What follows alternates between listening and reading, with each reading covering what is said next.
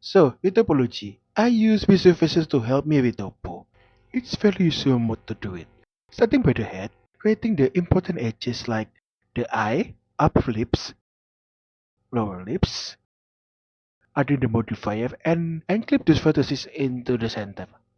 Tidying it a bit, then creating his eyebrow, let's say. Creating lines on each eye to know what's that called, and definitely not a horn. Tidying it a bit, then continue adding more edges so that each brow, I guess, eyebrow is modified. And last important edges, the nostril. Then starting to warp his back. Use osteotomy. Hey, finding new word that thing called from this channel. Back to the head. His osteotomy is defined with 3 edges along his body length and 3 edges against his body length, like so. Okay, testing the skin wrap modifier. Oh, that's not good. Well, to fix it, I just need to change the skin wrap projection. Or I could just add another edges against the osteoderm like so. That also gives me an option to sharply point the osteoderm tip even more. I do not know if it's a good idea or not, but I implemented it on his eyebrow anyway. Well, it looked a bit different than before. Oh yeah, I decided to rebuild it from the beginning. Why? I do not know. My guess that it was far too broken, so I restarted it. For the nose part, nah, whatever. As long as there is no end gun, I'm okay with it. Now the hand. I just created edges on the center top and left and right side of that center edge. Also one on each side and do the same thing on the palm side. So there are 8 vertices on each fingers. From the palm and the back of the hand, there are 4 edges against the palm and few along the palm, the one aligned with the finger.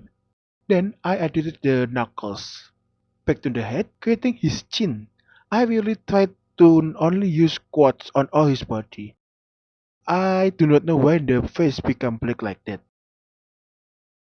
Then moving to the tail, starting from the back and making each osteoderm having 3 edges against his tail length. Like I explained it to you before. Basically every osteoderm have 3 edges. Then smoothing it with the scalp smooth brush. And he's him half done. Not gonna lie, he looks like he used some kind of socks, glove and mask. Now, leggings and long glove. There's no problem with the body, it went easily.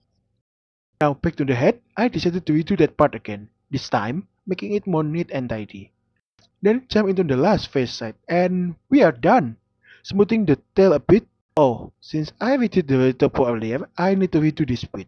Almost forgot about that. Regarding his back, after a long time of thinking, I decided to add extra edges on all of his osteoderm. It enables me to add extra detail on his osteoderm tip anyway, but at the cost of extra vertices. I'm okay with that, finger crossed. Apparently, our high-res model isn't symmetrized. I don't know how, but the left side isn't identical to the right. Fortunately, I could just symmetrize them off camera. Yeah, I need to stop recording for that. My laptop is too potato for Blender. Now, I retopo his mouth cavity, hiding the outer face so I could see it clearly. Also, I reduced the edge amount on the inside. And further reduce the edge count near the throat. I also don't modern the throat back cause I do not edit it. Just illusion that the things go deep down. Anyway, here's the problem with these retopo parts. So I need to modify my high-res model. I guess that screenwriter can differentiate between both faces and chooses the internal one. Now, starting to sculpt the detail. Starting with the face, sculpting the big scales. At first, I individually sculpted the scales, but gave up halfway and used texture that I created myself on the other file and render it upside down so I could sculpt it from the bottom up. Yeah, it looks ugly. I do not even like it. But hey, it's fast. This project has gone too long without any meaningful progress.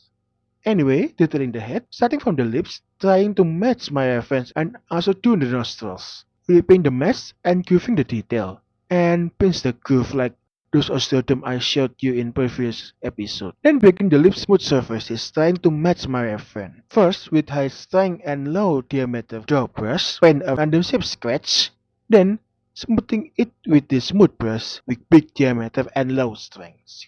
Then do the same to the eyebrow osteoderm, not in the random orientation from the tip to the base. When that was done, I realized that these vertices ain't connected. I just can't match them willy-nilly or that would happen. Yep, we did all what I have done so far. This time, I decided to break his smooth skin by making skin folds, suggesting a skin there. Well, not a skin, just a very small scales, I guess. Then, bringing in the nostrils and into the feet major scales. For the feet, I will make it manually. Yes, sculpting each individual scales, starting by masking it with that shape, making it smaller going to the top. Then, continue to this shape. I kind of follow this video regarding how to pattern his scales. Yeah, I can 100% fix it, so touch up is needed. Now, time to inflate this mask. I cleaning the mess and undoing it repeatedly to check if the scales is thick enough for my taste. Then stamp the mesh that I created before for the smaller scales. Hey, I have created it, so why not using it? While sculpting him, I have an idea to create him into a blush for myself and I. Well, back to topic. For the lips, I decided to blend it. Generally go smaller toward the top and bigger toward the back. Then the scales. This process took a while to do. Even when editing this video, I haven't finished it, so don't be surprised if there is any update for a long time. Oh, the Tuscan news his osteoderm looks like a crocodile scales, rounded, then progressively getting sharp as it goes to the bottom. I also applied some asymmetry so it looks more natural. And here's how he looks like now. I think that's about now. Is there anything that I haven't mentioned? Oh yeah, he's amateur. He's bone. I have explained it a bit in a previous video, general things that I have done. After our bone are placed and their relationship is dealt with, I copied the leg and hand bone to create the eye cavity. Then set up the deformation bone to follow the eye cavity with copy transform. This setup for now allows me to paint the weight. Regarding weight paint, even though I have extended all of his joint, my result was that it is ugly. Is the base area especially doesn't look right at all. I have massaged it to look okay on the camera. I do not know, somehow I need to redo this part again. Of camera of course. And secondly, while doing this, it is not comfortable to watch him in that position. I do not know why, it is just not comfortable for me to do that. Also, while animating him, I need to often move to a different layer to switch from IK to FK and vice versa, hence showing me down animating. Yes, this thing have IK FK switch. In the end, I created it by copying again the bones and rename it with prefix Mac dot and set up the deformation bone to follow this Mac bone. With the help of drivers and custom properties, I'm able to create the switch part of it on the Mac bone and place it on the last chain of each limbs. You know, hand, feet, wing, and eventually the head. I haven't done the tail part. The setup is just too crazy for me to do. Also, I need to tidy up a bit because there are some deformation bone that could stand it in the mechanical one and vice versa. Is there any more that I haven't mentioned to you? Oh yeah, the next phase should be UV unwrapping, UV map and unwrapping, then painting. But that's for another day. I haven't finished that thing yet for now. Okay, letter getters. Nah, there is no outro in this video. Okay, bye.